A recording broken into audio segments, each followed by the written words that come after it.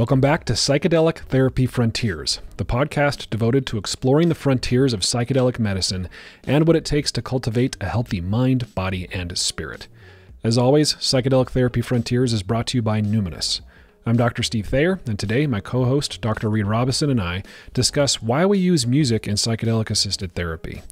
We explore the evolutionary origins of music, the evocative and transcendent effects of music, how music shapes the psychedelic journey, what goes into constructing a playlist for psychedelic-assisted therapy, what to do when a client doesn't like the music that you've chosen, the opportunities and challenges of using silence in psychedelic therapy, contemporary and ancient approaches to pairing music with psychedelics, and much, much more.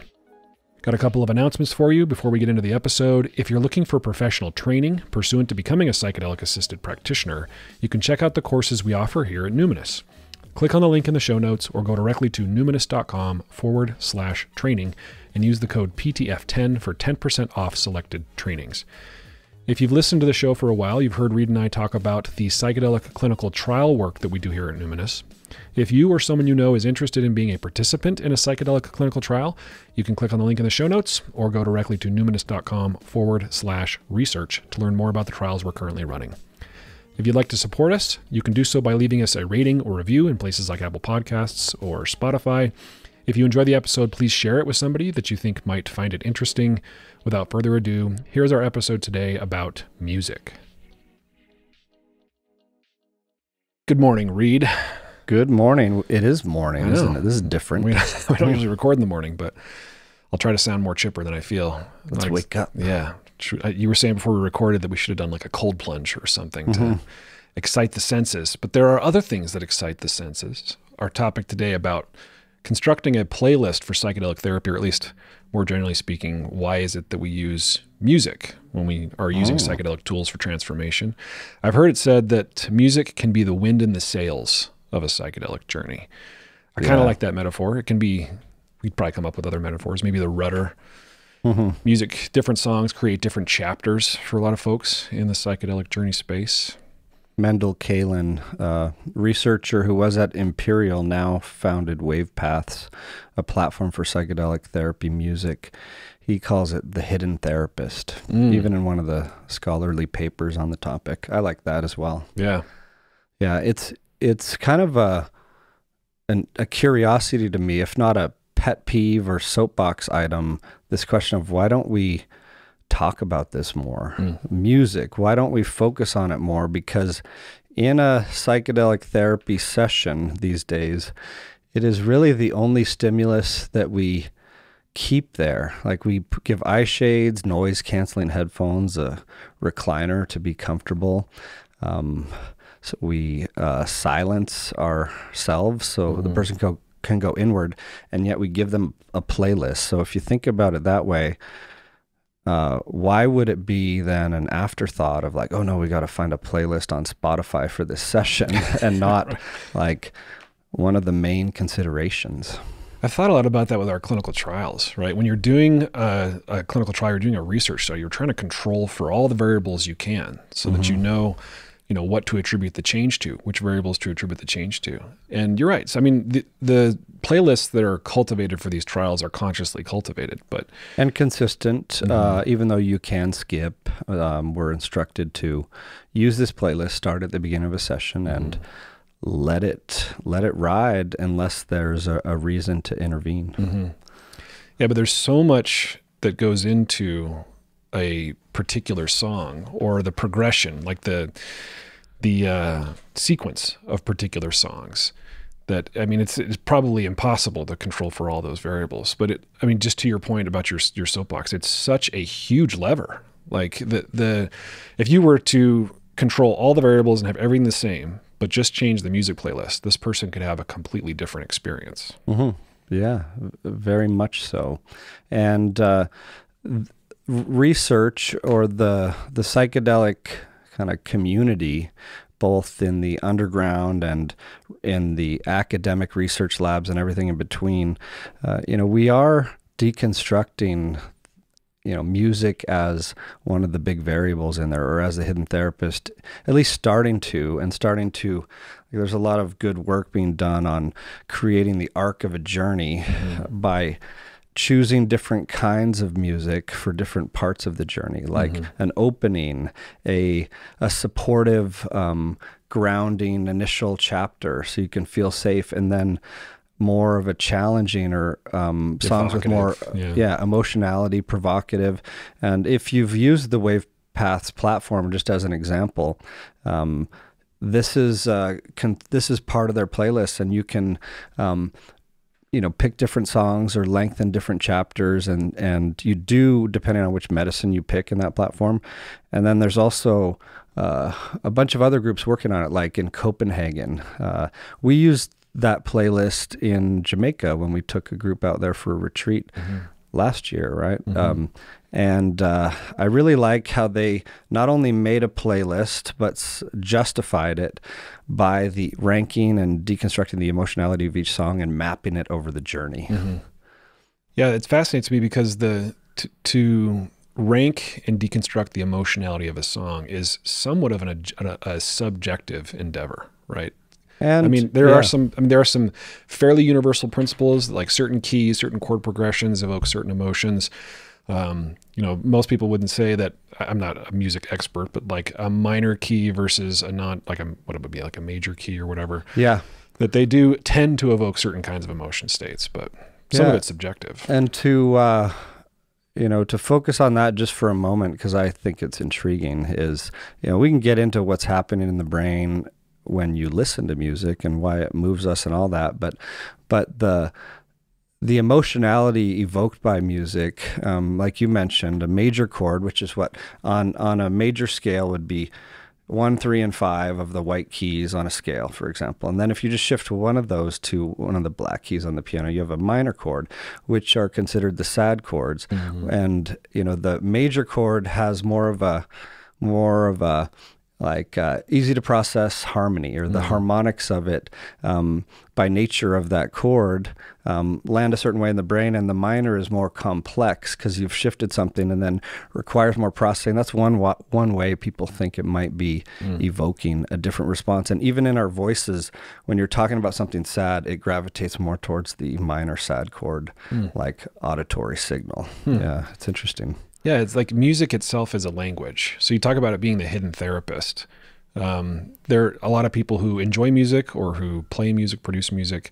We'll talk about music being central to sort of human communication. Yeah, and it maybe even older than spoken language, right? That we were banging on drums and grunting and things like that. Yeah, and I feel like I should make a disclaimer, because I know I'm jumping into this eager to geek out on the science of it, but I just want to say that, like, I'm doing this just to catch up with the age-old wisdom that I've experienced in ceremony, where my mind and heart were blown by the music experience and what it evoked. And so, yeah, I think we're making a case for being more conscious and aware of the role of music, admitting that we don't understand, and the age-old traditions predate even science, right? Or the ability to try and make sense.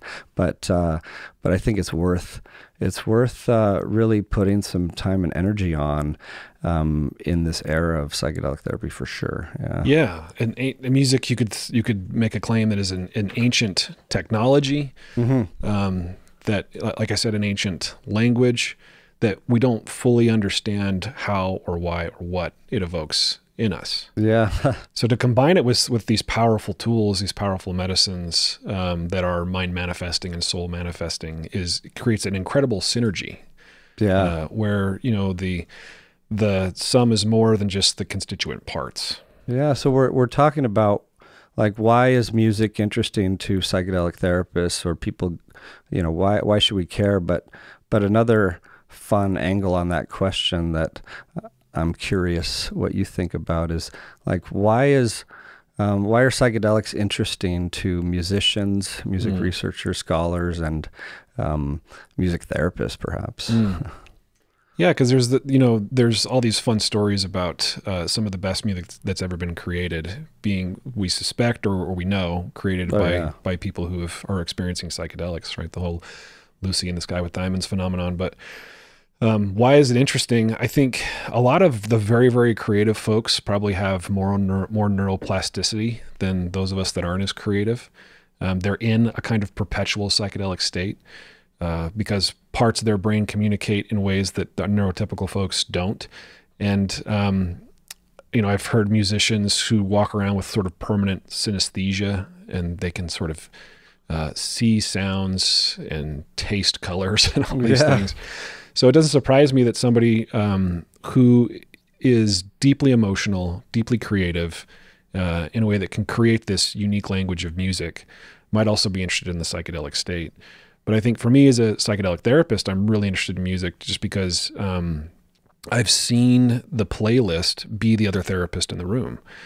And I'll be with a client who is listening to the curated playlist that we've chosen for the session, and they're having an evocative emotional experience, and I'm tempted to make assumptions about what they're experiencing. Like, I'll be listening to the song too, and it's evoking something in me, and I'm not on drugs. And then I'll be like, oh, this is evoking something a little uncomfortable in me, and I wonder what's going on for them. And then we'll check in, either later in the debrief or sometimes in that moment if they need support. And my assumption will have been wrong. They're whimpering a little bit. And we check in later, and the whimpering was, a whimpering of joy, of the release, that they've been holding up this energy for so long. And I was assuming they were just super sad or struggling. So one of the reasons I'm particularly interested, because it's this other force that is helping in a synergistic way with the medicine, my client achieve something that we couldn't achieve in regular psychotherapy. Yeah. And music has always been interesting to therapists for that reason, or, traditionally in the therapy world, you might get prescribed listening to a sad song or two daily to have a good cry, for example. Or I've been in retreat settings where, totally independent of the psychedelic journeys, as part of integration circles, we would introduce music related to, that would, evoke emotions and help something stick that we were all kind of experiencing together in someone's group process. Yeah. And it was beautiful. Yeah. Yeah. Music independent of the medicine can be a psychedelic experience. Yeah. And because like you mentioned, it's this fascinating ancient technology, or this complex interplay between like these signals outside of us that come in, like the vibration sound waves, hit the eardrum and the cochlea in the middle ear and its chambers of different stiffness, and going to this, like, what is it called? The organ of Corti in the inner ear. And then eventually, traveling on these nerve pathways to the auditory cortex, but then it connects to memory, autobiographical memories, emotion processing, joy, sadness, etc. And you could see why, it could be a damn good tool to, even in a controlled way, to go into that space or to let yourself feel. Mm-hmm. Yeah, the way you described that made me think of music being an access portal to the subconscious, because of how evocative it can be. Evocative of emotion, but like you mentioned, memory. Yeah. Because a lot of what we're trying to do in psychotherapy and psychedelic-assisted psychotherapy is get access to those unconscious parts and processes that are either self-defeating or complex or confusing or stuck. And so, it's another way to sort of sneak in the back door of the subconscious mind.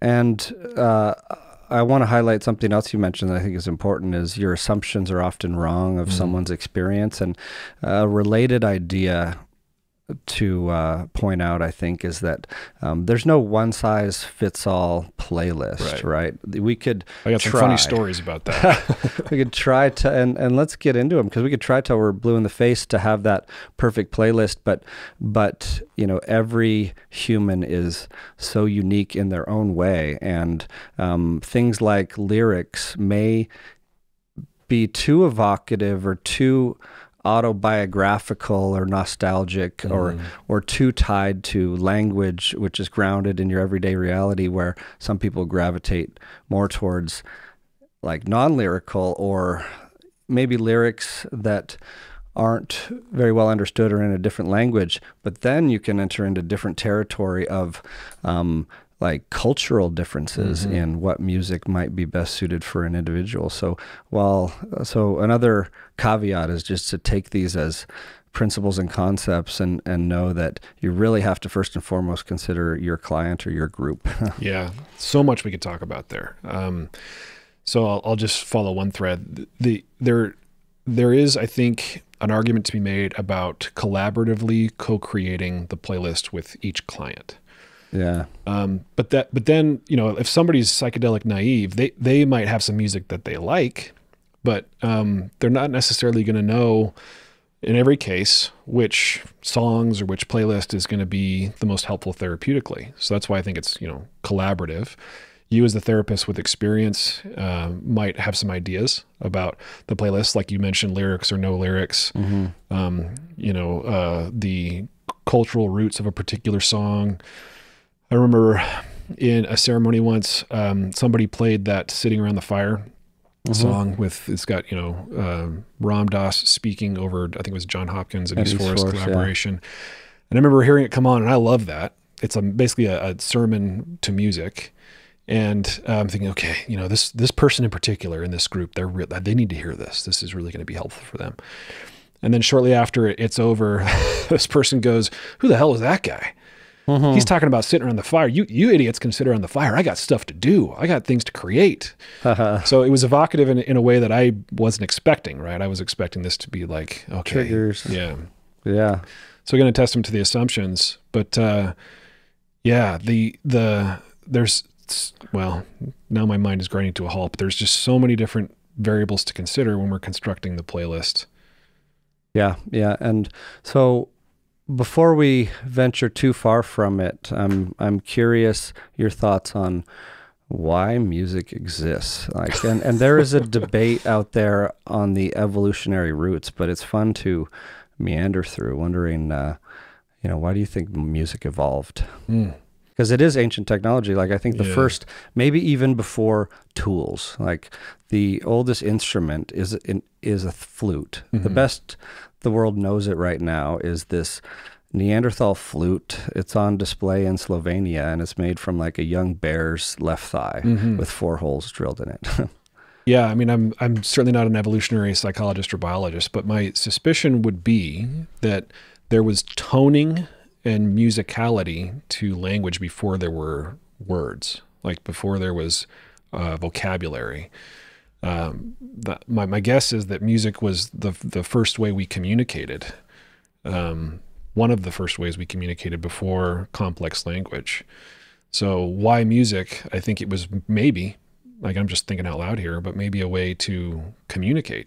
Yeah, like you can see how in tribes and groups, and you would use it to both for social bonding and coherence and communication and calling to one another, but even in between groups or intergroup kind of evolutionary strength, perhaps. But yeah, it is fascinating because there are a lot of angles too to take. Like some would say, there's this debate, like Steven Pinker wrote a book called How the Mind Works, and there he makes the case that music isn't an evolutionary adaptation, but it's an exaptation, or a what you could call an auditory or an evolutionary cheesecake. Like the cheesecake as an example, because evolution favors the consumption of fat and sugar for a couple of reasons, but evolution doesn't really care if it's a cheesecake, but cheesecake evolved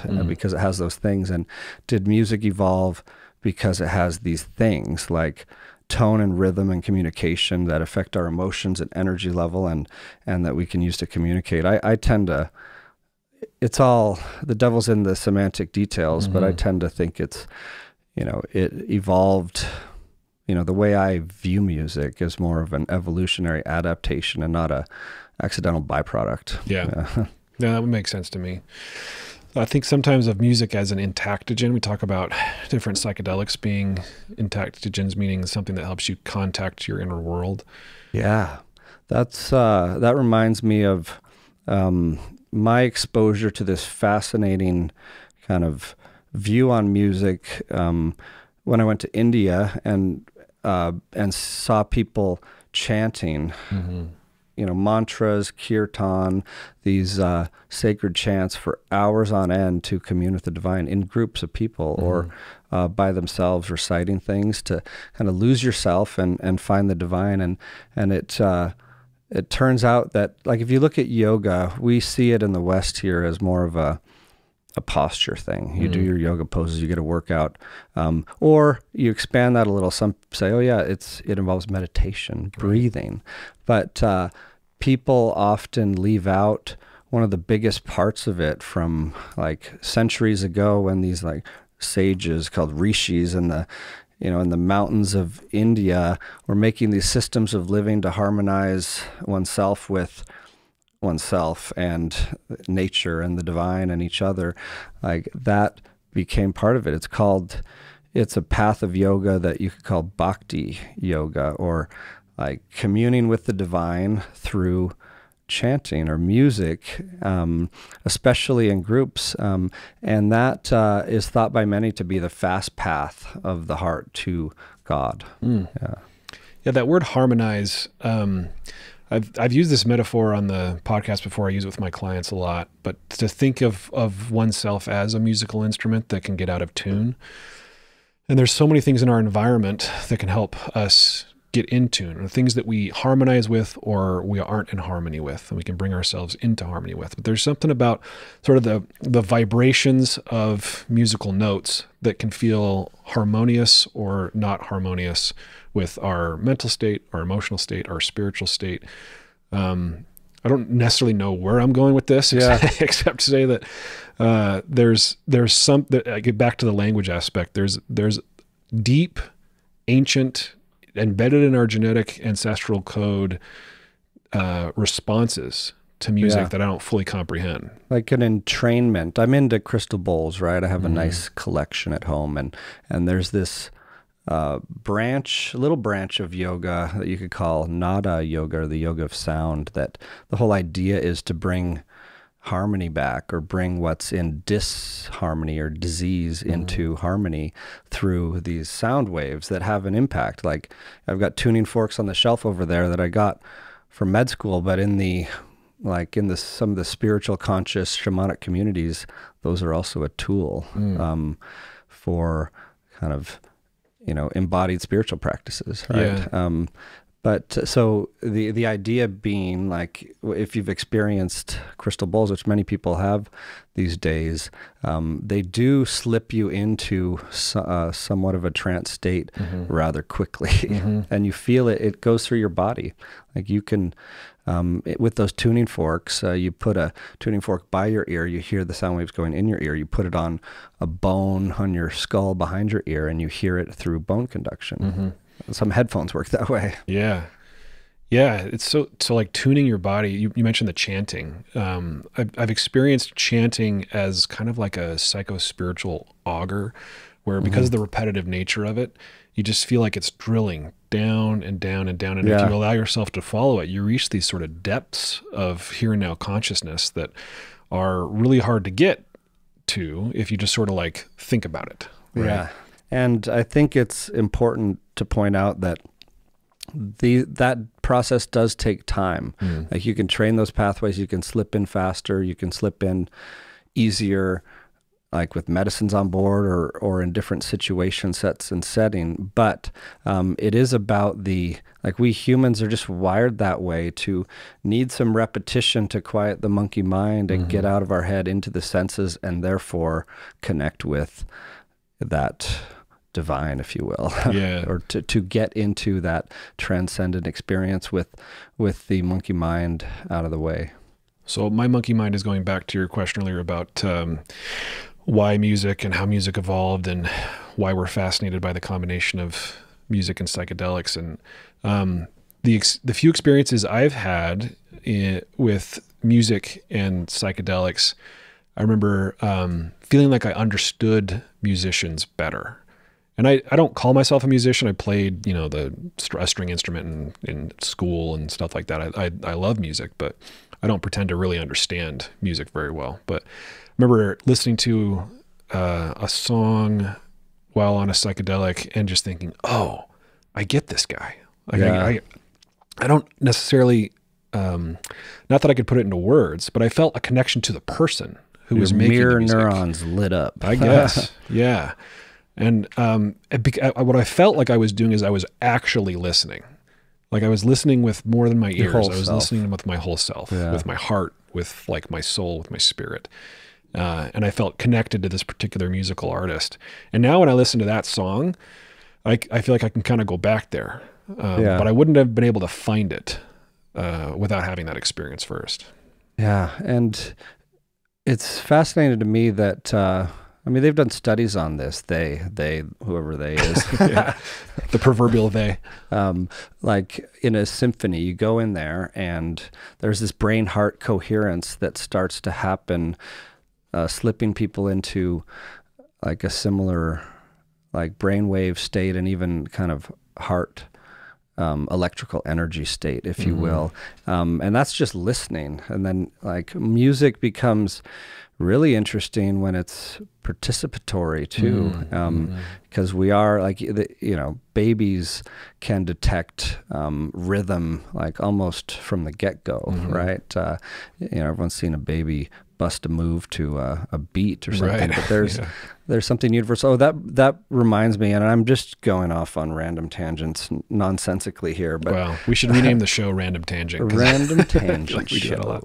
But there's this theory of evolution that and music that says that it evolved when humans became bipedal. Like when humans started walking on 2 feet, all of a sudden there was less of a noisy mess they were making as they crawled through the forest to attack their prey or get to one place or another. And then you could start to more easily synchronize two humans walking together, and you could have more periods of silence, like by yourself or with other, that was evolutionary, potentially advantageous to hunting and things like that, and stillness and introspection and creativity, just all these fun dueling theories. But and when I encounter those, I just like to enjoy them and remember that more than one thing is often true too. I like this idea of synchronize. You talked about the participatory nature of music. But my mom, it was really important to her for her kids to have the ensemble experience. So she encouraged us to play string instruments so we could play in an orchestra, to be part of a greater whole. And I remember doing that in high school. And, we were high school orchestra, so we weren't amazing. But when we were playing our parts well, it was a special kind of team experience. Yeah. And you really did feel like a greater whole.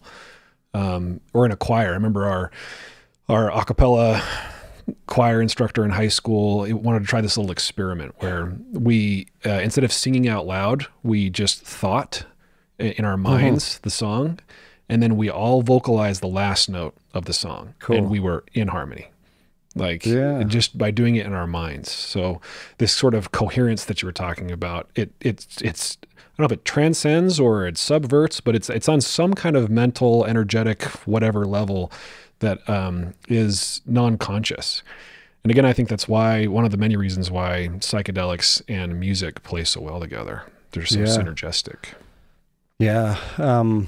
And there are a couple studies I bookmarked just for fun that kind of speak to that. Like there was one where they gave 10 people LSD. Then they listened to 5 different tracks and instrumental ambient ones, filled out surveys about them, and there was a placebo group versus the music group, and even in a small sample size, there was a significant finding in the music group of more transcendence, wonder, feelings of tenderness, like powerful feelings and sensations, because music by itself without a medicine recruits all these areas like we've talked about, not just auditory perception, but emotion, memory, narratives about ourselves, and meaning making. And then yeah, so you add that with psychedelic that is kind of a complete sensory experience in a different kind of way. This sensory and mystical experience, and you have music that does that same thing in different ways. There is a special kind of synergy there. Yeah, kind of exponential synergy. Yeah. It does make me think of the sort of the so-called Terence McKenna heroic dose approach, where he says, 5 dried grams in silent darkness. I imagine there is a lot to be gained and experienced with psychedelics without music, in silence. What do you think of that?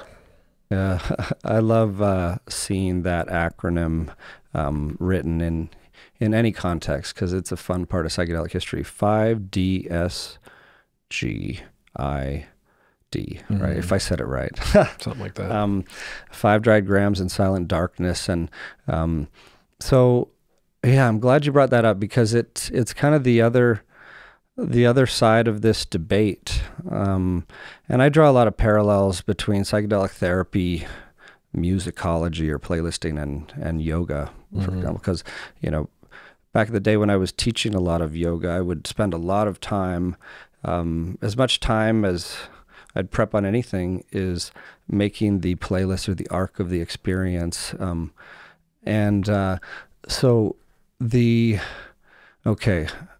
Remind me of the question. I'm losing my train of thought. It's so early in the morning. The 5, music versus music. Yeah. So, but there are a lot of schools of thought that just say no music. And most of the yoga I practice comes from that tradition. Like Ashtanga is a counted kind of approach with your breath as the music, and same with some of the hatha variations, although people will do different music spins on it for fun. So it's fun to explore the difference. But I've had ketamine clients who just like to be in silence. Maybe the noise canceling headphones are on, but it's like just nothing. And I think there's something to that when you take out all the senses, and like you're in a sensory deprivation tank, for example, or deep meditation or psychedelics in silence, where you can really see what's in the mind. And sometimes music is really helpful to evoke certain memories and emotions. But I think there is something, Terence McKenna was on to something for sure of that silent darkness, high dose approach, that where the music just comes from within. Yeah, music comes from within. I am really curious about the differences, because we talk about, like I began by saying, music being the wind in the sails, or different songs creating different chapters. I had a psychedelic therapy client once say that each song was an entirely different journey in and of itself. So when you don't have those markers for chapters, what does your mind do? Where do you, what places do you go when it's just you and the medicine, without these other, you could call them guardrails or stimuli or different guides? Yeah. The music itself can be a guide to the psychedelic experience, a way shower. Totally. And because we were talking about our retreat, legal psilocybin retreat, and having had some psilocybin experiences out there, I think I can comfortably share a couple that get to that question of the 5 dried grams, because I've taken 5 or 10 dried grams before in silence, and it was fascinating to me. This happened on multiple occasions, where one of the first parts of the journey was a lot of noise from within my mind. Like it was striking, almost this chaos noise or screaming or purging of noise. No one else could hear it, but then it passed. And then on the other side of that was where there was like this kind of transcendence to a mystical, beautiful other side of that. It's almost like I had to get some of the default world chaos out of the way to get to that place. And it really seemed to parallel a lot of journeys we've seen in our clients of you got to do some clearing first. Yeah. So interesting that happened in silence. Yeah. Because I've seen it happen with the music in my clients, where there needed to be I had one client describe it as a release, Yeah. as a purge, you know. And there was a lot of fear associated with the tension first, and some resistance. And they described the music as helping them through that resistance, like kind of follow the music. And it wasn't until after they cried it out for an hour that they found the insight, the bliss, their true self. But in their case, the music they felt like was helpful to that end. Yeah, and I love how it's done looking at different traditions. Like we've been in ayahuasca retreats together before where there were distinct chapters of the kinds of music, like Ikaros and drums, and like Shipibo chants that are really kind of more of that evocative, like some would call it like jackhammer, and using the music to really get in there. And then the Lakota, more lullaby style, and then the drumming, moving, chanting, releasing, and then just kind of mind-blowing, wondrous, ecstatic bliss. Right. Yeah, and it's interesting to see different, with ayahuasca in particular, different traditions and approaches. And as ayahuasca has found its way up into the modern Western, Northwestern world, interesting to see different music, in contrast to what you just described, something like Shipibo chanting. You've got electric guitar, or more sort of modern music. Speakers. Yeah. But yeah, I mean, it seems like depending on the psychedelic, it'll take whatever sort of music is offered and make use of it. It's an amplifier. So I've got in front of me here a table from that Copenhagen paper that goes through the arc and chapters of a journey. If you want me to list them off, you can jump in and add some commentary if you'd like. Sure. But so the first category is supportive, like we're talking about. But the first subcategory is supportive and safe. So music that's more reliable, predictable, without surprises, if you will, take you by the hand, lead you gently. And the simplicity there's more simplicity in these elements and form, maybe like a solo instrument or a couple, rather than that kind of orchestra going at it together. So it's kind of lightening the mood, but not going too hard at it. Yeah, sort of gentle. And then there's more of a supportive and opening chapter, music that can open you up, like one or two tiny surprises with dialoguing instruments, maybe a couple themes in the song. This is the way they deconstruct it, and they give examples of that, like specific songs. And there's some whole like taxonomy. They rated these and everything. The best one can try to like classify subjective things. Yeah. Then you get into supportive and exploring music with some dynamic tension, complexity, texture, form, gives you the chance and still some support to surrender. Yeah. And a possibility of exploring new territory. And then we're into the supportive / challenging territory, where there's an explorative chapter with surprises and contrasts, and it gets into explorative and deepening, inviting the listener into more of an emotional field, and holding them there, even though this can be challenging. Yeah, which we've seen that in sessions, music being so evocative that someone is, releasing emotions, crying, appearing to struggle, and it becomes a question for the therapist of what do you do? How do you approach that? Right. Yeah, I mean, just to pick up on that point real quick, we have this default stance of curiosity, openness, in and through, surrender, let go. And generally speaking, I think that's the move. Again, back to what I said earlier, we want to be careful about assuming that we know what's going on for a person when they have these external displays of emotion. That being said, sometimes this particular stage in the arc of the psychedelic experience of inviting a person to really engage and to be challenged can be too much, right? We've talked a lot about on the show about pendulation, the window of tolerance. You skip the safety section on your playlist or whatever. Yeah. So, or it's just too triggering, too connected to life events, perhaps. Which is why in preparation, we talk about what to do in these scenarios. That, again, the encouragement, I'm here, I'm going to keep you safe, I'm going to encourage you, we'll use our resources, our grounding. But if you find yourself really, really stuck in this place and it's just abject suffering, we can change the song.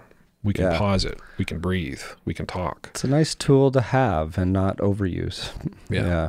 And really like leave the client in the driver's seat for the most part. I have had a situation or two where the client was so deep in it, they didn't really know how to vocalize what they needed, and it took some like collaborative discovery of whether or not we should move on. But more often than not, I've found that clients will ask if like, can we pause? Can we stop the music for a bit? It's like I'm going to explode to the rhythm of these drums inside me or something.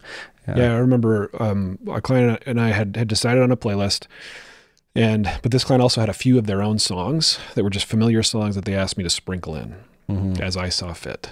And so cool. That's a lot of power. It was cool. So I'm playing psychedelic DJ, and I decided to sprinkle in one of these songs, and it was pretty apparent once it started playing that it was not consistent with the general tone of the playlist we had chosen. So it was a fairly stark shift. And about halfway through the song, my client's like, "Can we go back to your music? This isn't working."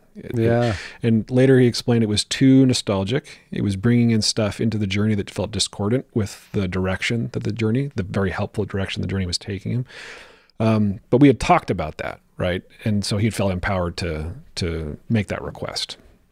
Yeah, it's fascinating. I've had clients request or come in a million times with like their own playlist, but sometimes requesting a certain genre of favorite music. Like I'm thinking of one person who asked for all Hall and Oates and Simon and Garfunkel or something like that. And it's always interesting to me, like from that sitter standpoint of like, how's that going and how would it be in silence? How would it be with non-lyrical or something completely different? And I think one of the principles that comes out of this like academic, this attempt at deconstructing it is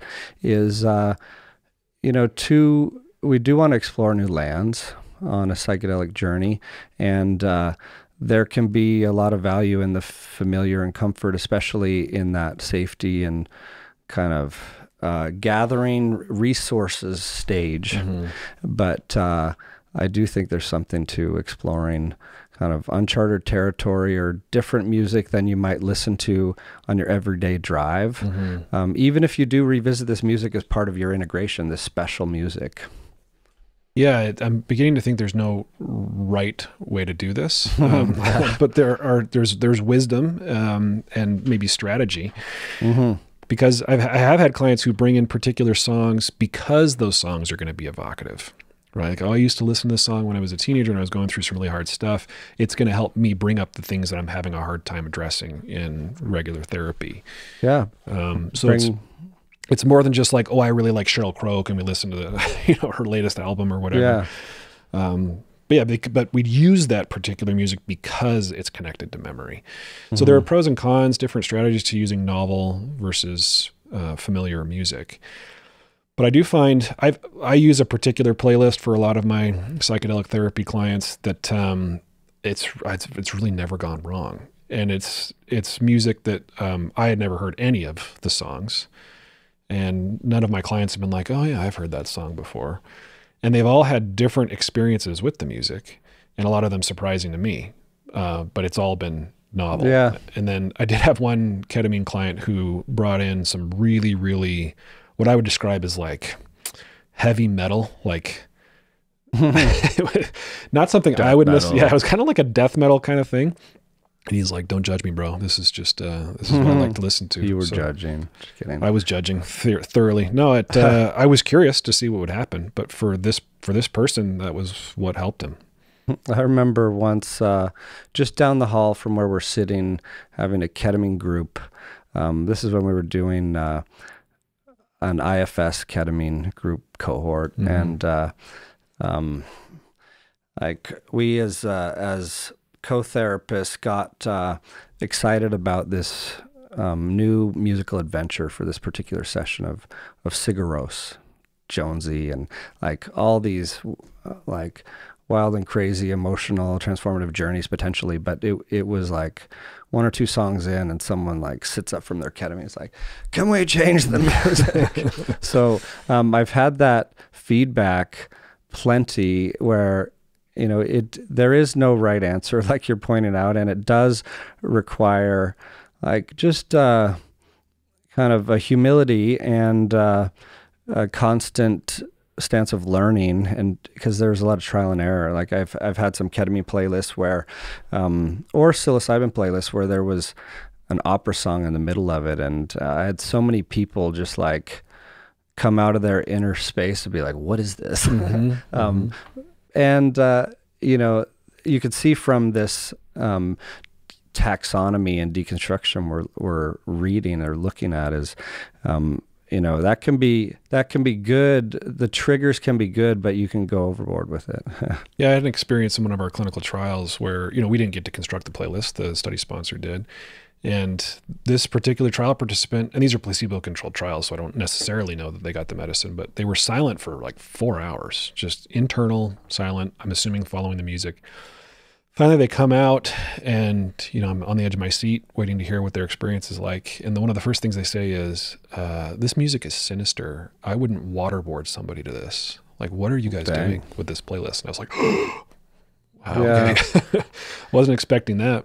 Yeah, it does bring out things or amplify like psychedelics do, like music can, like what's in the psyche, and it does highlight kind of some of the things swimming around in there. And that's really, really interesting and a tricky territory. You have to navigate, because some music you could consider sinister, but there's often like a general consensus with a lot of exceptions on those kind of things. Like your heavy metal client example, like he has a different preference of music, and that was a unique experience for that client that you hadn't got from that playlist otherwise. Yeah, and not since. So we just took the opportunity to, kind of like you're implying, explore their particular reaction to that particular music playlist and get curious about it. Yeah, when we were in Jamaica, we had our playlist, like these ones we're talking about and drawing from, but there was also some kind of sound bath, live music, chanting, more kind of indigenous and traditional stuff dished out. And to be honest, I found that the most evocative and the hardest to pinpoint and understand, because it's comes from these traditions that are just like beyond our understanding and more of a mystery. But it was striking to me, just the kind of the visual and emotional and evocative experience that came from some simple repetitive chants and sounds. Yeah, there's probably a difference between popular music and music that was created for the purpose of healing, for the purpose of excavation, for the purpose of evoking non-ordinary states. So you've got these traditions that have developed these musical techniques and chants and approaches that are really for that purpose. Because I've had a similar experience, and had a similar experience in Jamaica to that particular music. It's like, well, this is different. Yeah. This is different than Imagine Dragons, right? Like, think about the Marsh Chapel experiment, or which, for those who may not be familiar, it was the Harvard Divinity School back in the 50s. There was an experiment done where a reverend pastor gave a sermon, and there was a choir, and half the people were on high-dose psilocybin, half on placebo, of these divinity student study volunteers, and it was a profound mystical experience, heavily influenced and tied to the music and the sermon, and very, very profound. I think we've cited that before, that Rick Doblin's PhD thesis did a follow-up surveying these people, and it's fun to look at, because a significant number, like 8 or 9 out of 10 of those who got psilocybin ended up going on to become like pastors or in this divinity profession, compared to a much lower number in those who got placebo. Mm-hmm. Yeah, and so that was music that was, familiar to them, right? I don't know the exact, you said it was like hymns and like, imagine sitting in a cathedral and listening to Ave Maria, like transcendent by itself, right? Kind of, you were talking about music that's created for a purpose. And a lot of musicians, if you ask them why they're doing that, you get different answers of, who it's for and what it's for, but that's a common theme is like, created for this, or you make scores of music as a composer for movies, certain parts of movies. But imagine Ave Maria in a cathedral on 5 dried grams of mushrooms. Right. Yeah, so music that was created for the purpose of communing with the divine. Yeah. So you might have some divine experiences and so that, like we were talking earlier, there's different concepts of the divine, of course, in different traditions, but I imagine there's a lot of different roads that lead to Rome. But if, like I was saying earlier, with my experience, feeling like I connected with the artist, if the intention behind the music is to help a person connect with God or God within, and you connect with that intention, I'm getting a little woo-woo here, but like, I think there probably is a difference between communing with or using music as a tool that was created, I don't know, just to entertain, versus communing with music that was created for a purpose, and that you might sync up with that purpose. We do a study of gangster rap versus Ave Maria. Yeah. That'd be a fun study. It would be, and there are so many unanswered questions, but so much kind of collective wisdom. In fact, that's another one of the evolutionary theories of music that I quite like, is intergenerational communication of stories, like ancestral passing of wisdom. Yeah. Which is pretty cool. Yeah. That is pretty cool.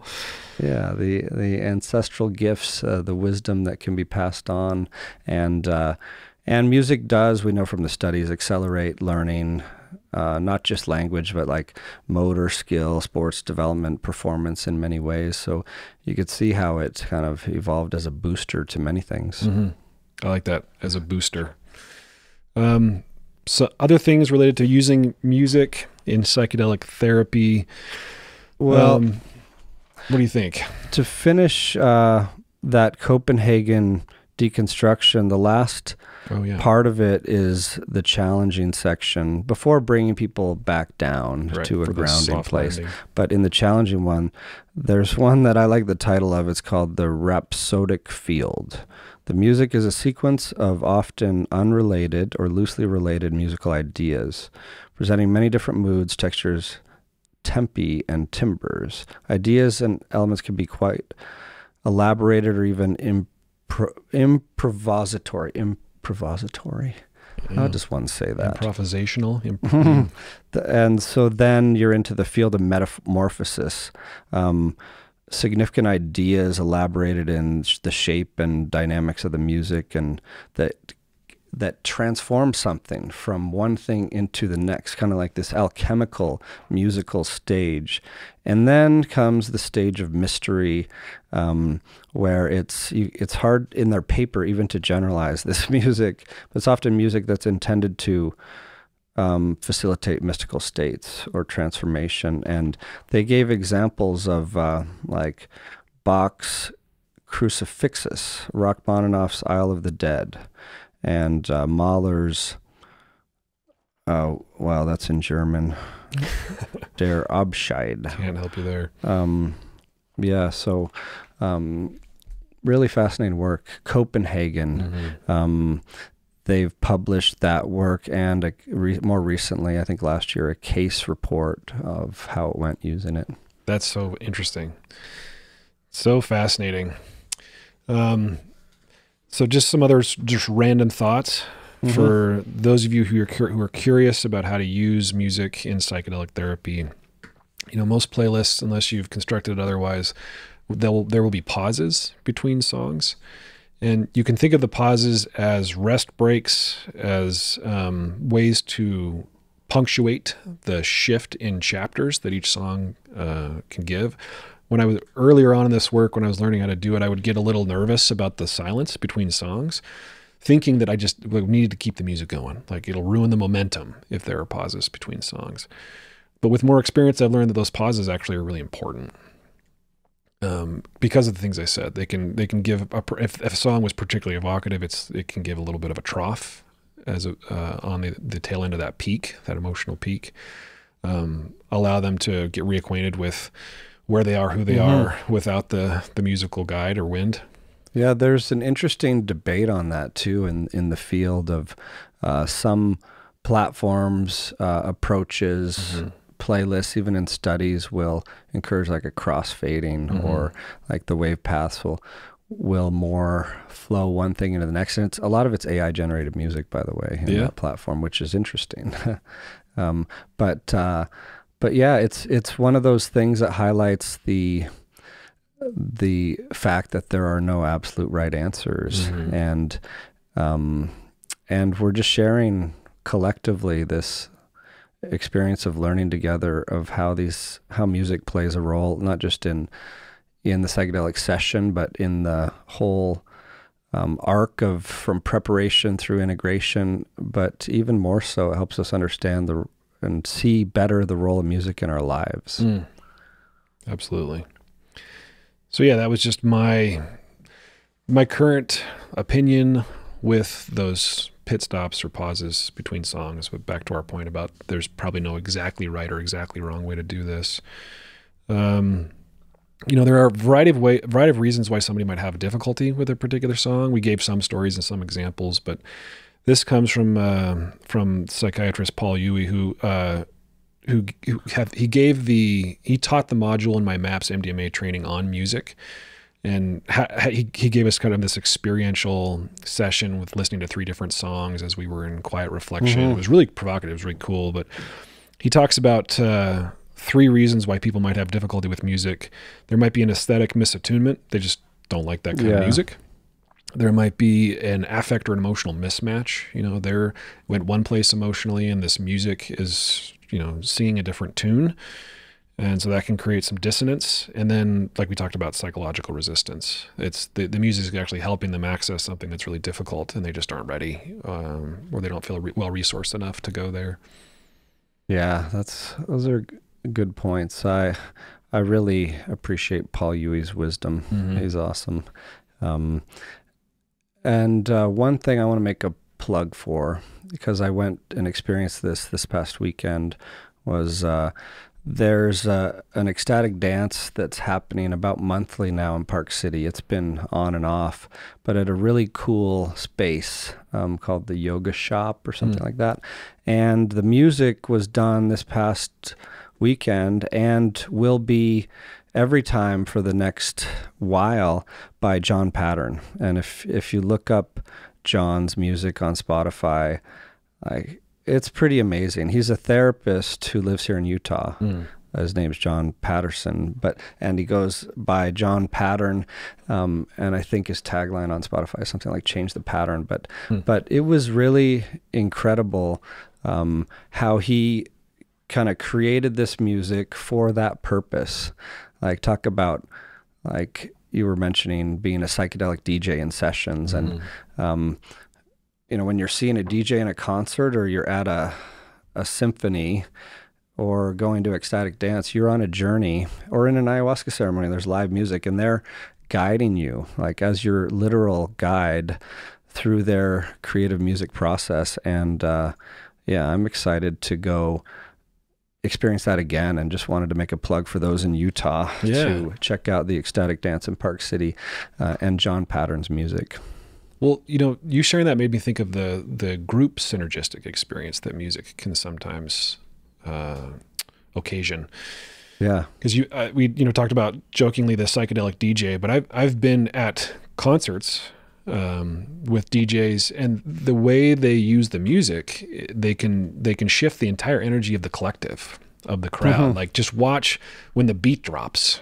Oh yeah. People, the anticipation of a beat drop. They're playing with you. Yeah. Yeah. Yeah. They're playing with your emotions, with your energy, and the tension that they build with, a song that sort of is building to the beat. Everybody knows the beat's supposed to drop. Yeah. And then when it drops, people just lose their minds, right? So I love the idea of music uniting us on some kind of transcendent plane where we're all sort of in it together. Even though we're individuals, there's sort of this interesting synergistic collective created by music. Yeah, and it reminds me, and maybe this as one of the kind of closing thoughts to leave is in indigenous cultures, shamanic cultures, if you were feeling depressed, disheartened, you go to, say, a medicine woman, medicine person, and ask for help. Instead of immediately handing you Prozac, they would often say something like, "Okay, when did you stop communing with the divine? Singing, dancing, being enchanted by stories around the fire, and things like that." And in the sharing circle after this ecstatic dance last weekend, it was so neat to hear people, one after another in their own way, just share how they became like a kid again. It was so therapeutic. It was like got them out of their troubles and into their body and moving in an ecstatic way for a time. Yeah. In the present moment, playful, disinhibited. Yeah. In fact, in some languages, I forget which one right now, but I know I've heard of one at least where the word for music and dancing is the same. They're not separable. Yeah, there is certainly music that just makes you want to move. Yeah. Well, I'll have to try one. I keep promising and not delivering on trying yoga with you, but now I'm going to have to try. I'm going to add ecstatic dance to the list. Sounds and there cool. was a little kirtan chapter afterwards in a circle of chanting together, call and response style. Like I was talking about earlier, this bhakti path, fast track to the divine, if you will. But I was playing with it in there. It was in this kind of this Om Namah Shivaya chant and variations on that theme where everyone was playing with their voice in a playful way together and in response to this guide. And if I'd close my eyes, I could literally just get lost, and it felt like we were just this... this cluster of atoms whirling around making music in the spheres out there somewhere. And then I'd open my eyes, we'd be back there. Oh, we're all sitting in a circle. There's a harmonium there. But yeah, it was pretty trippy without from the music. Trippy without tryptamines. Yeah. Yeah. Well, cool, Reid. Thanks for going on this musical psychedelic journey with me. Thank you, Steve. I'm sure many of you, the people listening, will who know a lot more about music, are probably shouting at their cell phones right now. You guys are getting it wrong, but we're trying. Yeah, no, thanks for listening, everyone. Yeah. Psychedelic Therapy Frontiers is brought to you by Numinus, a mental wellness company committed to tackling the global mental health crisis by delivering best-in-class psychedelic-assisted therapies, contributing to the body of primary and clinical psychedelic research, and fostering healing through community connection and social responsibility. You can learn more about Numinus at numinus.com. That's Numinus.com. If you enjoyed the show today and you want to support us, here's how you do it. Rate and review the show on platforms like Apple Podcasts and Spotify. Subscribe to the Numinus YouTube channel, like the videos, and share it. Share the show or clips of the show with someone that you think will enjoy it. The content of this podcast does not constitute medical advice or mental health treatment. Consult with a medical or mental health professional if you believe you are in need of mental health treatment.